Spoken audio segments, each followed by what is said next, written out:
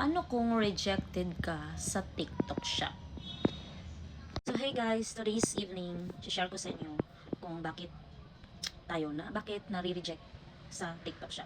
So ito is my personal experience. Since kumuha ko ng business permit, COR sa BIR. So ito siya.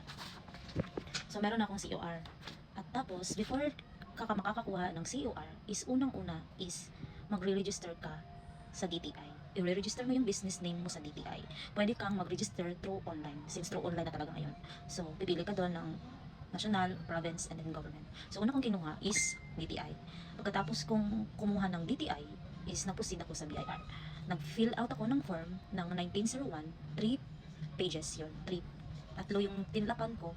Ilalagay mo din yung mga details, mga personal details mo, business name sa DTI, business number sa DTI mo, tapos yung TIN number mo, so yun, etc. I-fill out mo doon. Pagkatapos is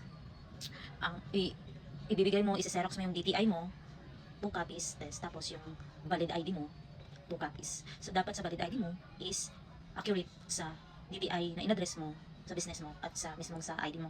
If not naman, if nagre-rent ka lang, for example, yung ID mo is nasa ibang lugar, province, something like that, tapos dito ka na sa Metro Manila magpa-plan ng business. So, yung gagawin mo, since nagre-rent ka dito sa Manila, you will ask the landlord to give you a contract of lease with naka-notarize yun. So, yun ang one of the requirements na ibibigay mo kay BIR. So, ito na, DTI Xerox, your valid ID, and then exporting details is yung contract of lease if nagre-rent ka. If hindi naman, so ipoprovide mo lang is yung DTI Xerox, tapos yung ID mo dapat accurate at same talaga ng address sa DTI at sa ID mo. So yun, nag-fill out ako, tapos ang dali lang siya guys, and then dali lang niyang na-approve, nakakuha agad ako in one day, and one day ko siyang pinrases, nakakuha na ako ng COR. So I'm very glad kasi legal of makaka-operate na tayo ng legal. So yun kasi yung target ko talaga is gusto ko talagang mag-apply sa TikTok shop.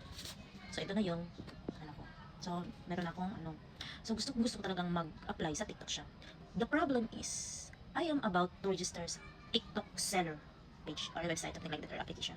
So may nakalagay doon is individual, sole proprietorship, and then corporate or something like that, mga ganyan yung mga choices. So yung kinuha ko, yung pinili ko is yung sole proprietorship, since naka-register na ako ng DTI na hindi under my name, kundi sa ibang kumaga may business name talaga. So yun, yung mga requirements doon is proof of identity, DTI, COR, yun lang, 3.